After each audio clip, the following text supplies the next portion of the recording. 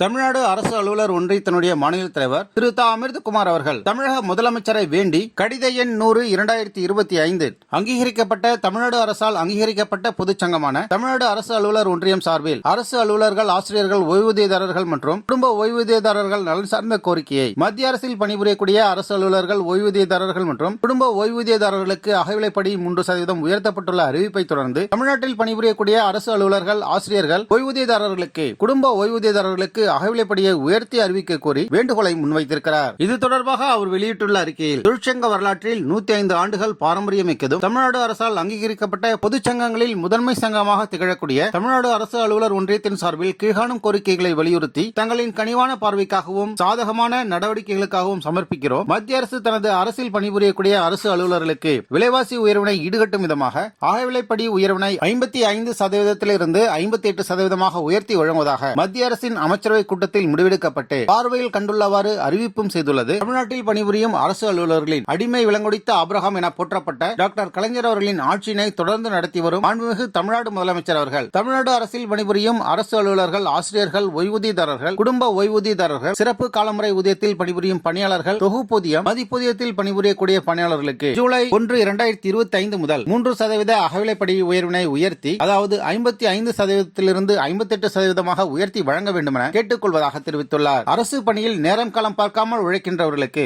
அகவிலைப்படி உயர்வு நிலுவையினை உடனடியாக வழங்கினால் இன்னும் கூடுதல் உத்வேகத்தோடு பணிபுரிவார்கள் என்பதோடு தாமதமின்றி அறிவிப்பு செய்து நிலுவைத் தொகையை ரொக்கமாக உடன் கிடைத்தால் தீபாவளி பண்டிகை மகிழ்வுடன் கொண்டாடியவும் புதிய ஆடைகளை வாங்குவதற்கு உதவியாகவும் இருக்கும் என்பதால் உடன் அறிவித்திட வேண்டும் என அன்புடன் கேட்டுக் கொள்வதாக தெரிவித்துள்ளார்.